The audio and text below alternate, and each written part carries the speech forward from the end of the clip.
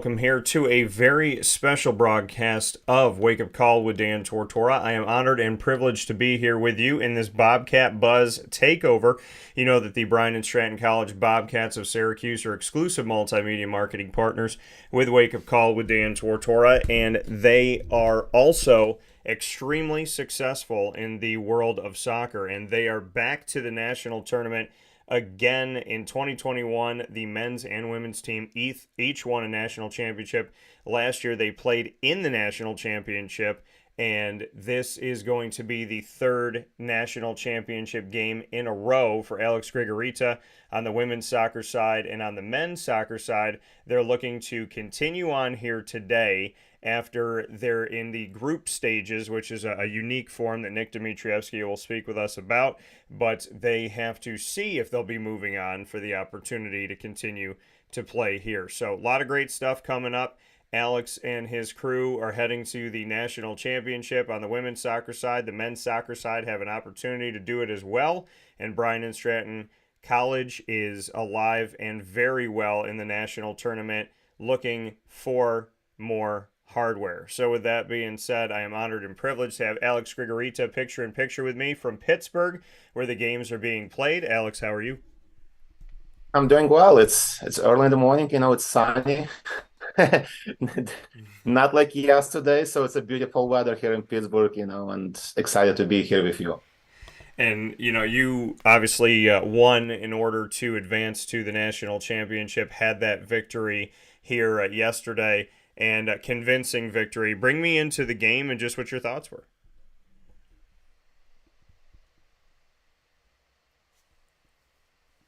And can you hear us, Alex? Yes, Yeah. the game was kind of two parts.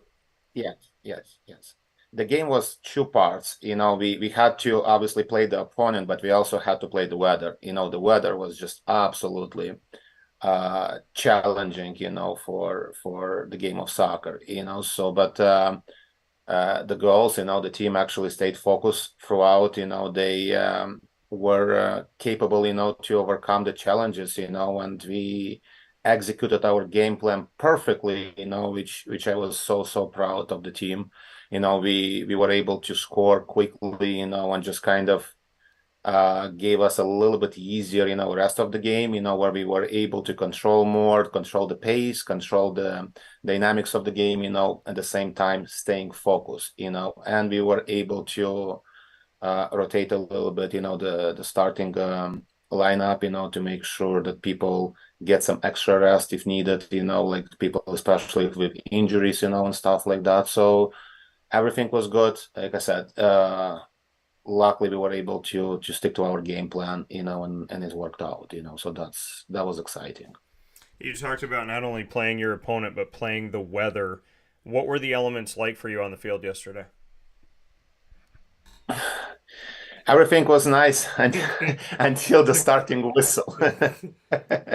so so that was the case yesterday when I was actually happy I only had few layers on, because once the rain and the downpour, continued and stuff, everyone was soaking, wet, and the clothes just became so heavy on me, So we, in the halftime, we went back to the locker rooms, and it was just like everyone was doing something to try to dry off at least a little bit, for the second half, including the coaching staff and stuff, because you're in the game, you are fully engaged in the game, you're on the sideline, you're not undercover, just sitting there quietly and watching, while the girls are there battling, and stuff. So I am one of those who I have to be involved. I have to be there, like either it's just I'm quiet and observing, Yeah. either I'm giving some kind of, support, and energy to the girls, either I'm discussing with the officials certain things, so I feel like I'm there. I feel like I'm always that. So obviously I was part of the team. So well, just as wet as they were, So, but that was fun. That was something unique. We haven't experienced this kind of weather this year yet. With so much rain in such a short amount of time, and builds character. Nobody said it's going to be easy. So, and that also levels a little bit the level of the teams. Because you never know. Bad pass, slip and fall or something like that, unlucky bounce, anything can happen. So we really put a lot of focus to maintain the players' focus, and commitment, from the beginning of the game until the end, especially keeping in mind the challenging weather. So you play through that challenging weather and you get the victory. I know you spoke a little bit about, your plan and that, you were able to carry out the plan that you had and what you had set forth to do worked. Were there moments where, because I mean, this happens in any game, in any match, where you have to adjust? Can you go back to any moment within the game where you had to take your plan and you had to ad lib on the fly, and either you doing something, saying something, or the student athletes doing something, you saw like, oh, okay, we had to shift away from this and it worked? Do you have a moment or two of that yesterday? We do, and by now I learn my team so well, right? So we know going into the game, right? I have plan A, plan B, plan C, so kind of what's going to happen if, right? So, and based on that, we always ready to adjust. Is just what's going to be the adjustment, right? Are we going to go a little bit deeper, higher, whatever the case is, we will shift a little bit, whatever the case is, and yesterday, my biggest challenge was 2-0 at halftime. That's the most dangerous score because the team just kind of thinks the game is over, Yeah. going into the second half, while the other team thinks that they still have a chance to come back and return, right? So that was our biggest adjustment yesterday, just to maintain the focus on the second half, at the beginning of second half, because it's not only to offer them a chance to come back into the game, it's also when you're losing a little bit focus and you think the game is over, that's when you have a chance to get exposed to more injuries, to some silly decisions and stuff like that. So that was the main thing yesterday, after the halftime, just to make sure we adjusted and we deliver a message, to the team that the game's not over. The focus got to be even higher, and stuff. And we did a couple changes as far as personnel too on the field, just to give an opportunity to other players or to try to expose the opponent in certain areas of the field that we saw that were a little bit weaker. As you get set for the national championship, what's been your biggest surprise of this season in a positive way?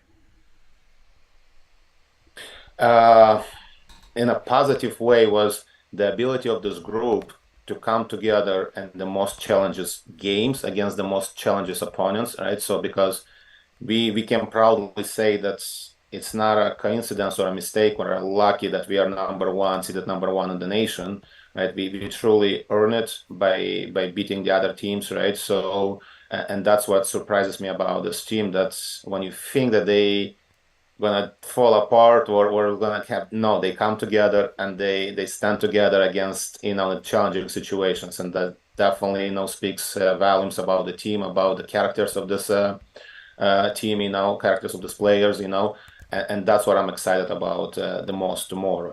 We facing a tough opponent. It's a provisional NCAA Division II school that is a member of the USCAA, so they have a really, really, really good, healthy squad, with great players, great coaching staff, and regular season game is behind us. It's going to be a new game, new challenge, and we hope we are ready. We're definitely willing to put a good fight there. And you talk about Shaw as a provisional member, provisionally connected to the USCAA, but an NCAA Division II school. Bring us more into that and how something like that happens, that you're playing in the USCAA, but you're playing in NCAA school. And obviously the caliber of that school is high, but just how that all kind of comes together that can happen.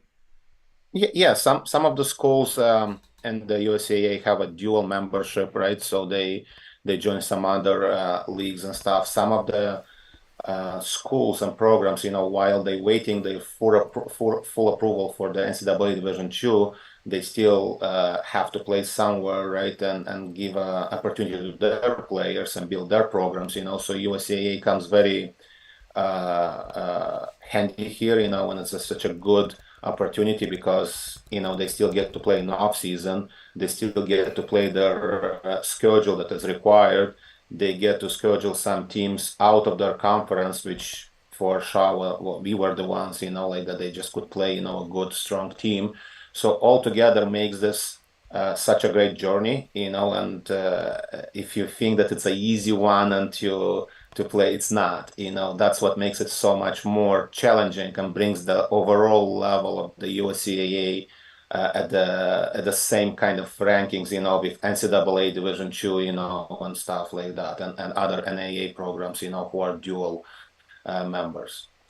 And you see this matchup and this opportunity. What's on your mind right now? I mean, you won a national championship in 2021, and then your team played last year in 2022 in the national championship and came up just shy of winning back to back. And here it is for time number 3. Does it feel the same every time for you to advance to a game like this? And kind of what is on your mind right now, having another national championship opportunity? It's definitely exciting. It just speaks volumes about the consistency of our program and the work we do here, right? It's not an accident that we going to the national championship game 3 years in a row. It's not an accident that out of the last 4 years, 3 years we had selected the USCAA Player of the Year. So it's hard work, it's consistency, it's the level that we achieve and we maintain for several years at this point. So going into this game, obviously previous experiences and overall, like understanding what's going to happen in that game and how the game is played. My biggest challenge right now is just to help my team to understand what's going to happen and really, really, really control their emotions, like just to make sure they go there and they're being themselves and as close as possible, because I understand it's going to be very, very exciting and emotional for them, to go and play a final game, and just, it's one game. Everything can happen. Somebody can fall, somebody can trip. We can score a lucky goal, or they can score a lucky goal, so just go there and be willing to fight for 90 minutes, or if there is overtime and PKs and stuff, and just leave your absolute all. That's all I can ask for. We win or lose, it's absolutely different. You can't control that, but we definitely can control our performance and make sure we go there and we leave it all on the field. Yeah, they talk about in any sport you can control your defense, right? You can control consistently how you play defense and offensively, and it doesn't matter the sport. You could get a bunch, because we've seen a bunch of games take 15 shots on goal, none of them go in. A team takes one or two, and one of those chances happens to go in. So offensively, you're hoping that it goes in the goal. You're hoping that it goes in the basket. You're hoping that it goes to the uprights. But defensively is that thing that you have more control over, of consistency. How good has your defense been that if it is a low scoring game, you're confident that your back line as well as your goalkeeper can take care of business? Well, we had in our defensive line, we have 3 players that were started All-Americans this year, and that's not by accident, because our defensive line has been very consistent and very solid, throughout the year. It took us some time to figure it out exactly, who the matching, and the chemistry there. But I'm very comfortable and confident, and yes, I do tell my team that to defend in soccer, it's one of the easiest thing to do. As long as you communicate and you're staying organized, it's really not that hard. Just understand what's happening, see the spaces, see what needs to be covered, understand who you're playing against and who you're matching against. As a former defender, like it's definitely, I can relate that a little bit more to my players from my own experience. So yes, defense, and I'm confident, and we know how to defend individually as a group. We will see what the opponent brings against us. We kind of have some idea and some understanding, but we also don't want to just play defense. We want to go there and play our chances, and see what we can do. We know what we have on our forward. We have talented players on top, so the game will show, I guess, and we'll see if what happens. Yeah, and we know that this championship game against Shaw, you had mentioned them obviously coming into this, and the fact that they're a provisional member of the USCAA. The game is going to be at 6 p.m. Eastern Time in Pittsburgh this Sunday, November 19th. I did this for you, Alex, because you know how much I care about you. I checked the forecast, and it is going to be sunny all day, but you're playing at 6. There's a chance by the time you're done it might be 30 degrees outside, but there is no precipitation in the forecast. Thank you. I'm not sure what I would choose out of two, 30 degrees or some rain, because it's going to be cold, but the game is going to be heated. So I'm sure, everyone is going to be definitely warm. That's including the coaching staff and the players on the bench. It's a little bit challenging for fans because, they have to be there in the stands and watch, but we feel the support. We feel the support of the college, we feel the support of the community and families for sure. The amount of text messages and emails and other communications we received in the past 24 hours has been absolutely overwhelming and exciting, to see that people follow, people care, people support us. Like we made the news in Caribbeans, we made the news in Europe. That's been exciting journey. And the players, most important, they see the value and they understand that coming here and joining our program, was a great call for them, was the great opportunity, and now they hungry and willing to do even more. So. And you spoke about that just now, but I experienced it, and I said, where can you go in the world where you get to talk to the world and just be at a table? And I said, we had 5 different countries represented when I sat down this year and spoke with women's soccer. Here I am from the United States of America, and then I have people from all over the place when it comes to Bryant and Stratton. And I think what is so amazing and so incredible about your program is that, did I think I'd be speaking to someone from Germany and Antigua at the same time, and, in Australia and, El Salvador? And to me, it's such a beautiful statement about Bryant and Stratton, Syracuse, is that you are willing to go all over the world to find the right people. And not only are you willing to do it, but they're willing to come play for you. So it says a Absolutely. lot about the interest of Bryant and Stratton and that hope of what can happen and in their future. And then at the same time, your willingness to go out there and to do something special like that. And I just find that incredible. And I keep going back to that moment saying to myself, how do you get to talk to the world so easily? And I tell people I drive just outside of downtown, park on James Street at Bryant and Stratton College of Syracuse, and here I am getting a taste of the world. So I commend you for that, because I think it says volumes about you and what you're willing to do, but it also says volumes when there is a yes, and when these student athletes are going through the process and they have people helping them vet the system and try and find them the right fit, and that Bryant and Stratton Syracuse is consistently being a fit for a lot of these people, which I think is incredible. Yeah, thank you, and that's you described it very well. Exactly. So we match and we make sure we put their goals and their priorities, on top, and we take care of one student at a time. And that's why we take pride of this. And one thing, success on the field, another thing is the success of the field, because we have such a high graduation rate, among athletes, student athletes, and that's definitely something to take pride of too, like, and the support of the entire campus community, and the instructors and deans and admission staff, like everyone else. It's definitely noticeable, and brings good results. It's a team approach for sure. And now you have the opportunity to go for another national championship, and I definitely am excited for this. I'm not surprised, but I'm very excited for this opportunity for you. I do have to ask you this, though, before I let you go, Alex. Is there anything that's different? I know that they say, hey, treat every game the same, just walk in the same, but be honest with me.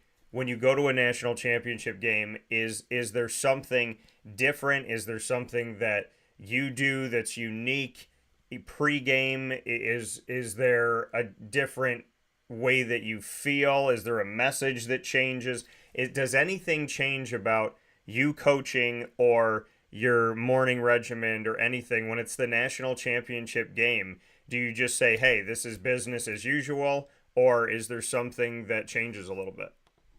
I just had this conversation last night actually with some people, and I just kind of said, I don't prepare my speeches or my, like team talks or the message, so I kind of get an idea what I'm looking to do and what I'm looking to say. I don't write down anything and stuff. And once I enter the locker room right before the game, right, I feel the energy. I feel like the what the girls are experiencing, looking in their eyes, and that's where it comes, and that's where I just kind of get an understanding what should be the message, So from my standpoint, not much changes as far as game preparation, game plan, what are we gonna do and stuff. It's kind of consistent, like, and obviously I'm always learning from my previous experiences, good and bad. So whatever something didn't work, I just kind of try to adjust and stuff. Something that has been working well, let's keep it, right? But that's what changes as far as understanding and feeling the overall vibes from the team and their mood, and then understanding, do I need to say more this kind of words, more I don't know, like courage, or vice versa, like just give them more calmness or get them excited, or find those little words to get their nerves a little bit out of the system, so they actually go there and being themselves, so that's what the challenge, because we're talking about not one player or two players, we're talking about a group of players, right? And they are, one is nervous, another one is excited, the third one feel like she's okay and she's consistent, right? So finding that message that connects everything in one and kind of delivers some kind of results for all of them, that's where the challenge comes every single year, so but the end result, I just always tell them to enjoy, enjoy, because you don't get a chance to play a national championship game every single day or every single year, for some of them that this is the first one, Yeah. for some of them this is the last one, for some of them this might be the only one, so definitely enjoy the moment and take all, and just leave all on the field. Yeah, absolutely. And I know that they have the right coach. I know that they have the right person. The sun is shining on you right now, which to me is God's way of saying thank you for getting through that day yesterday. I had to water the earth. Now you can go enjoy some time in Pittsburgh, but it's truly thank you for all the work that you've done. I know that, I always do thank you over these years, but it's really remarkable and incredible that here's a team in Syracuse, New York, my hometown, that vies for national championships on a yearly basis and doesn't ever seem to rebuild, but is constantly just reloading. You had a bunch of talent last year, and you found a way to bring in talent this year to shore up some of those holes that some people might have anticipated. So, congratulations on getting to the national championship. 6 p.m. Eastern Time tomorrow night on Sunday, November 19th. I will be paying attention, and I look forward to talking with you after that, and I hope nothing but the best as you go out there. Thank you, Dan. Thank you so much for your time, and thank you for having me today. Absolutely. Take care. That coming Bye from bye. Alex Grigorita here on Wake Up Call with Dan Tortora, where sports meets that thing called life. We want to be via phone. So I believe we're going to be bringing Nick in via phone this morning. We were going to have him video picture in picture, but he's having some issue on the video side. So we will adjust here and bring Nick Dimitrievski in on the phone and get him here live from Pittsburgh as well, and definitely appreciate all the work that he has done and everything that he's brought forward for this program. This is, I believe, the opportunity to go to 8 straight national championship games. They've made 7 in a row, and it is an incredibly remarkable feat to play in the national championship game year in and year out. And on top of all that, to win multiple national championships, this squad, Bryant and Stratton, Syracuse men's soccer, is more used to going to the national championship game and having the opportunity to hoist that trophy than they're not. So to know that is to know that Nick Dimitrievski has put in so much work tirelessly, and has believed in this program, believed in the school, believed in his vision, and that vision has worked. It has worked numerous times, and now they have an opportunity to see if it can work once again. So with that being said, I proudly bring in the head coach of the men's soccer squad at Bryant and Stratton College of Syracuse, Nick Dimitrievski. Nick, how are you? Good, Dan. How are you? Thank you for having me. Absolutely. And Nick, I mean, I was just talking with Alex about the fact that it rained all day yesterday and just didn't want to stop. Bring me into your game and the matchup that you had against the University of Maine Fort Kent. This was the team that you played in last year's national championship game. This is a team that has become that rival of Bryant and Stratton Syracuse in the regular season and when we're talking about national championships. Going to that game and kind of dealing with the elements and everything out there and getting your way to victory 1-0. Sure. Well, I guess let me start from the beginning. Yeah. We were the number 2. We matched up against Atlantis University, and going into the game and going into the season, we've had 3 or 4 starters out due to injury. I've never experienced so many bad injuries in all my 25 years. ACLs, that type of stuff. So going into the game, we're shorthanded, and right in the first 2 minutes of the game, my right back got injured, so he was out, and then my midfielder got injured, so we're down 5 starters playing the game. And the first half was just feeling each other out, and I would say we were just you're playing without 5 starters. We were just trying to get our grips here. Second half came out. It was still 0-0 at halftime. Second half came out. We really took it to them. We dominated the game. We scored. It was 1-0 with like 20-something minutes to go, and then it was a questionable call that they called the penalty shot against us. So they scored 1-1. We probably missed 8 really easy opportunities, which was disappointing. Went into penalty shots, and they beat us on penalty shots. So then, we had to play the University of Maine Fort Kent, and I know that they were from years past. Fort Kent has been our nemesis. They've been the top program along with us, but the rumor mill was that they weren't that strong this year. Because a lot of people did graduation and such. Well, they were strong. They were very, very, very strong, and they came out the first half with gangbusters, and mind you, again, we're down 5 guys, and we withheld their attack to halftime, and then the second half we just absolutely dominated, and then we scored on a beautiful cross that Sean Altador put it in to secure the victory. But they are a hard-hitting, just aggressive team. And we just took some punishment yesterday when we were just getting hit. So what does this all mean, at the end of the day here? Today, Atlantis University plays the University of Maine Fort Kent. It goes head-to-head, the tiebreaker qualifications, head-to-head, point differential, least goals scored, and then it could go to penalty shots. So at the end of the day, if Atlantis wins today, they go through in our group pool. If Fort Kent wins 1-0, then they go through because they got the least amount of goals.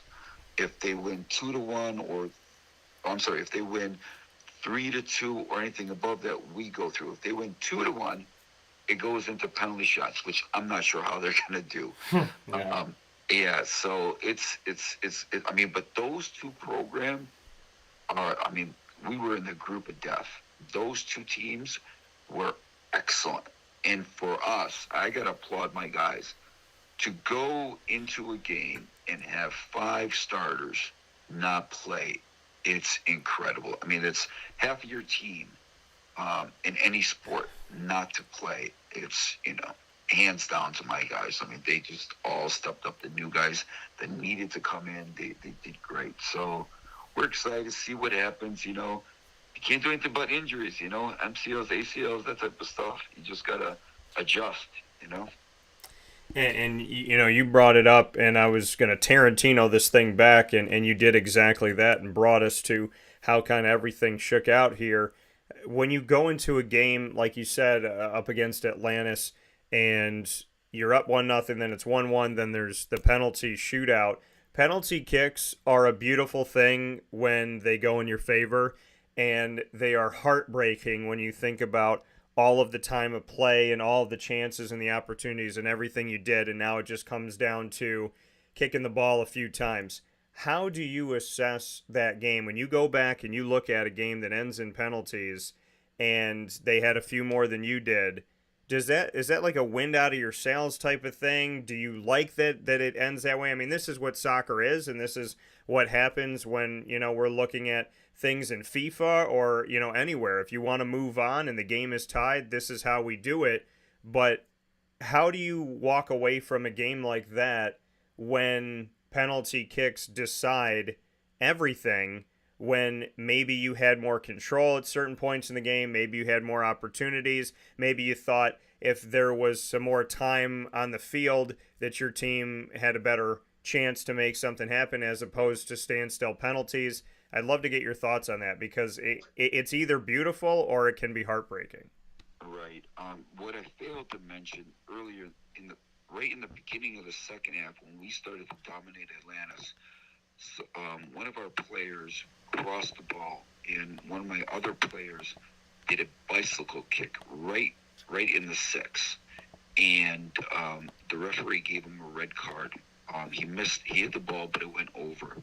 So we were playing a man down and 5 starters out for the whole second half, and we dominated.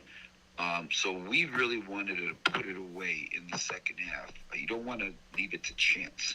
And we literally missed some easy gimmies, which was so frustrating. Penalty shots are tough.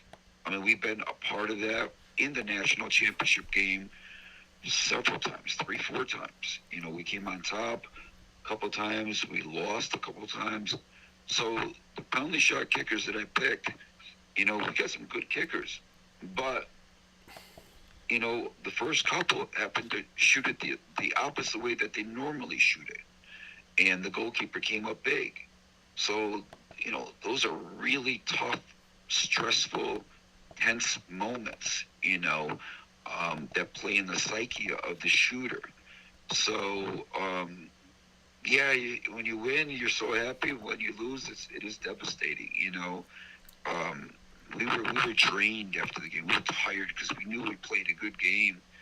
But considering where we were at and who we had, and those young kids to step up, we lost the game, but we won the game.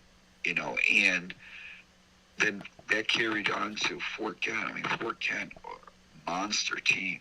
I mean, they could beat any Division I team. And we took it to them, with shorthanded. So we'll see what happens today, but there's nothing you can do. You got injuries. You got half your team out. So you got to patch holes. You got to get kids excited, motivated, and put them in the right spot. Like, for example, I know I'm off topic a little bit. Yesterday game with Fort Kent, their left wing was one of the fastest players we've come across, and our right back was out, so I had to put in a midfielder to that position. Well, he couldn't stay with them. I had to put another guy. I had to switch like 3-4 guys until we got the right fit, and we did it. We put our captain on him that's not a right back, and he shut him down, and that's when we start to take things over. So it's trial by error, figuring things out on the fly, in a split second, and the kids have done amazing. Both games that we've played, both teams in the second half have died, where in the second half we've taken over. So that's really, really a good point that I want to make. Yeah, and speaking here with Nick Dimitrievski, Bryant and Stratton, Syracuse men's soccer head coach in the USCAA national tournament. Nick, when you say, in both of these games, the teams that we've gone up against, they've seemed to drop off, die off in the second half, and we just turn on. Speak to the stamina, the endurance, maybe what you guys were doing in preparation this season for that, that your team is that team that can turn on. So as people are getting tired, you're still energized, still focused. You can outlast teams when it comes to stamina and endurance and that push. I'd love to go into how you feel that came about this season, on what you were really keying in on in practice and in just overall preparation for the season. Yeah, I think a couple of factors is why we are really strong in the second half. First is our system. We play a 4-4-2 diamond system that really outnumbers opponents at any place on the field, you know, and that's a grind. If you've never played against it, it's tough. It's very difficult to get the ball through. So I think that's one. You know, I think the other thing is we've really gone to this year for fitness activation, skills, drills, and stuff like that, where they're constantly moving in practice. And I've seen a tremendous swing in the shape of our overall team, you know. And the last thing, you know, experience matters. You know, it's very important. With having 3 national championships, those kids are playing for that star that's on their jersey, and they will not give up. They will not. You know, like I mentioned, you got 5 starters out. Those other 5 are in, just working their butt off. So I think those 3 contributing factors is why in that second half, you know, when it's tough, we're doing well. You know, and having that success that you've had, like you said, you've dealt with injuries. What can you say about the depth of this team and that type of preparation of how ready are these guys to step in? I know you said you had to move people around to try and find the right fit in certain places, but when you have to go to your bench, when you have to go to someone that may have not had as much playing time, or when someone has to shift position, what can you speak to when it comes to next man up approach? Because injuries are something that we can't control, and what you can control is scheming. So how ready is the bench, and what can you say about the depth of this team? Right. Well, I think one of the biggest contributors why we do so well is our system, the 4-4-2 diamond system. You can plug a lot of different types of players in that diamond, and because of the compactness of it, it thrives. So it's an old school, you know, 70s, 80s system that's been around for a long time with a modern twist.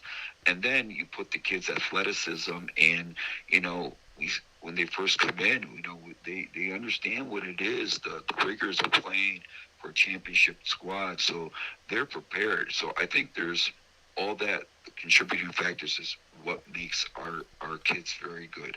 And we are deep, but, you know, still losing 5 kids is tough, you know, and playing with the red card, you know.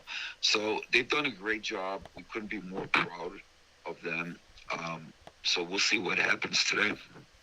You know, and for you, we talked about it, that streak of coaching in 7 straight national championship games. There's the opportunity now, but you're in a unique place because we're in this pool like we see in the World Cup, where you have played your game against Atlantis, you played your game against University of Maine Fort Kent, and now they have to play each other, and you went through what the opportunity can be. I mean, the 2 teams that are your adversaries, you're now sitting and having to watch, hoping that one of them will help. And how do you kind of view this situation, saying, you know, we went through injury, we did what we could do, we played to penalty kicks, the other game we won, we haven't outright lost a game, but now we have to rely on the 2 teams here that we just faced to see how this decision is going to end, and just what that's like for you as a coach to have to now sit and wait.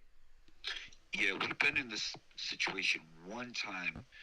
I think it was like maybe 6 years ago.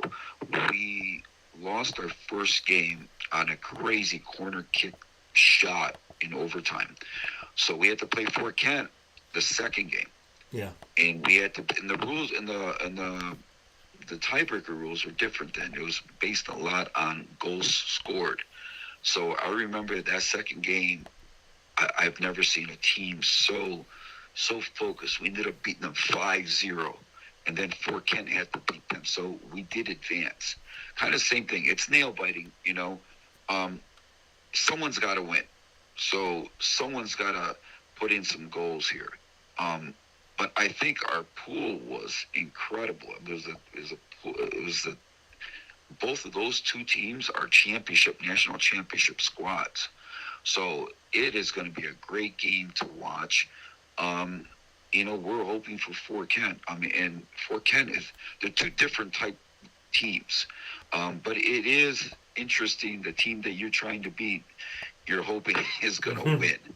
You know, it is nail biting. What I'm big on is control the controllables, you know. Yeah. And unfortunately, you know, due to all the circumstances, we didn't, you know, that first game. We played very well. We haven't lost technically, you know, but now we're in this situation. You can't do anything about it. It is what it is, you know. But we'll see what happens. You know, believe in fate and all that.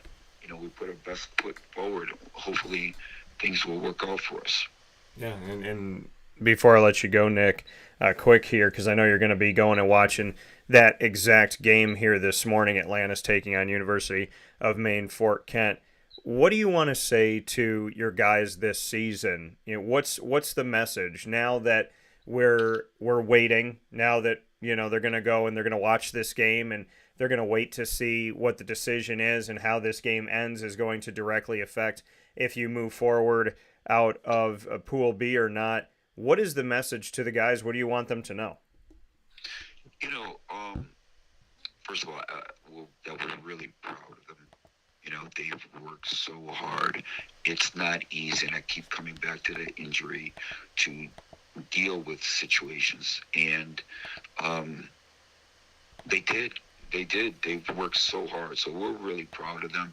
You know, that's life. You know, like I mentioned earlier, you know, you try to do the very best you can to control the controllables. But sometimes, you know, you can't control it. And what are you going to do from that?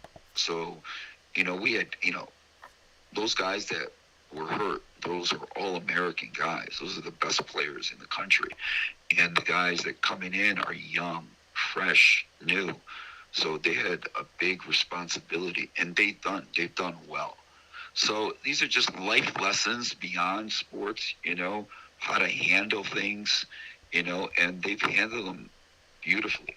You know, I think they've done everything you could possibly ask considering the situation. So we're excited. See what happens, you know.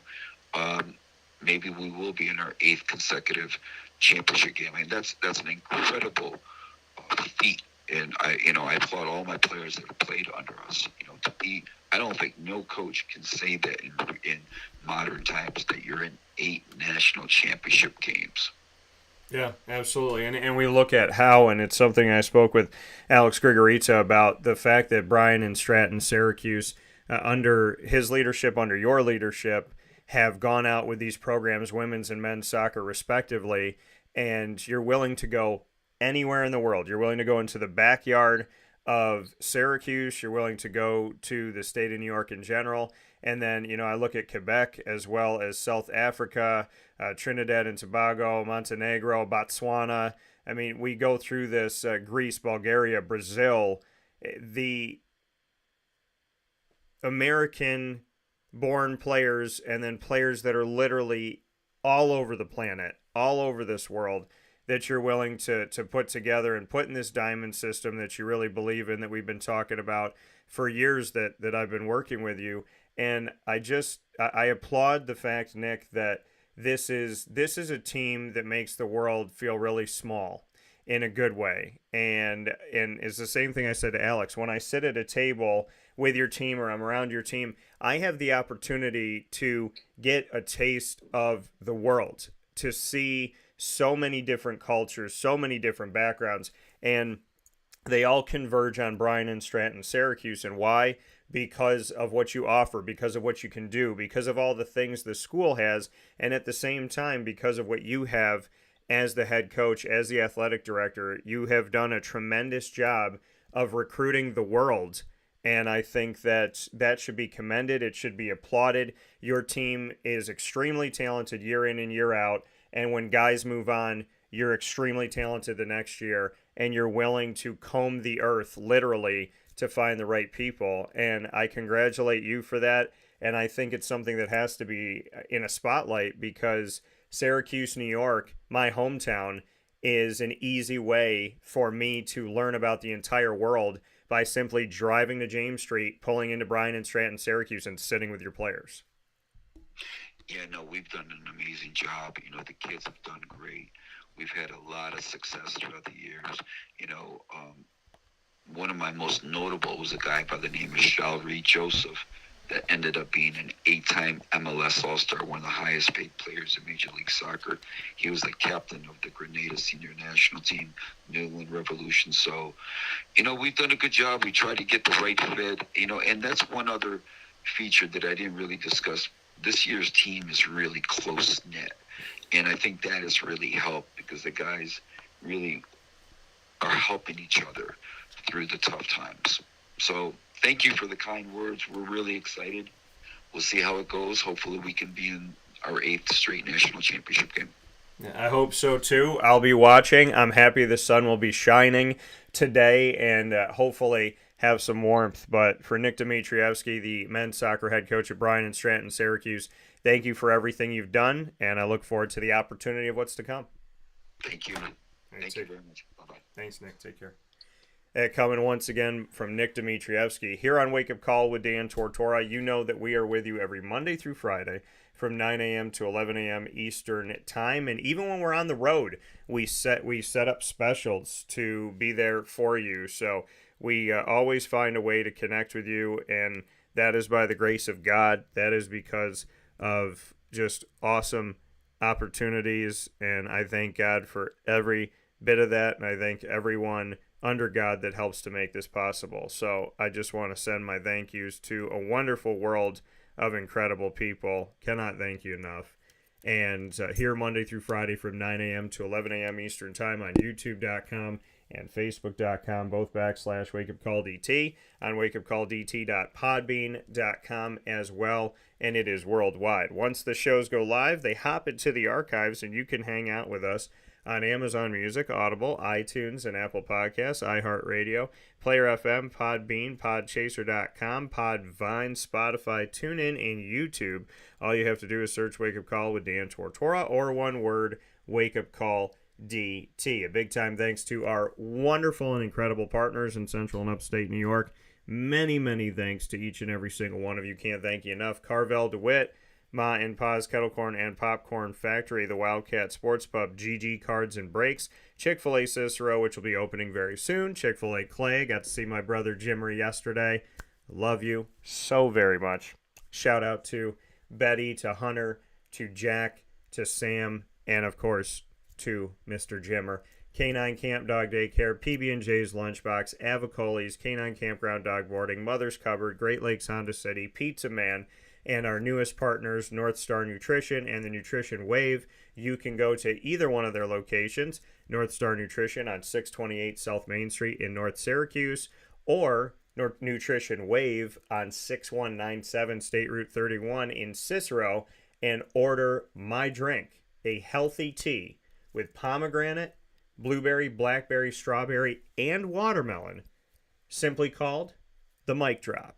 So go out and get it today. And by the way, during Customer Appreciation Day yesterday at North Star Nutrition, Mic Drop was a hit. On the day it came out last Friday, it was a hit. And all throughout the week, thank you so much for going there, for ordering it. Appreciate it so very much. The Mic Drop is so good, and it comes from wonderful people. So thank you to Christy and the team. We are proud to be the exclusive multimedia marketing partner of the Lemoyne College Dolphins and Bryant and Stratton Bobcats of Syracuse. As you know from this special, I want to give a special thanks inside of Ma and Pa's Popcorn.com's What's Poppin', to Alex Grigorita, the women's soccer head coach, and to Nick Dimitrievski, the men's soccer head coach at Bryant and Stratton of Syracuse, who every single season give me so much to look forward to, and all of us here in our community and beyond. I love the fact that they connect the world at Bryant and Stratton, Syracuse, and so the world gets to celebrate moments like this. Cannot wait to see what's going to happen next. My best to you, Nick. My best to you, Alex, as always, and to all of the student athletes. Thank you for being on my show. For those of you that have, for those of you that haven't, I hope I get to talk with you soon. My heart is with you all. God bless you all, and go Bobcats. We'll talk soon.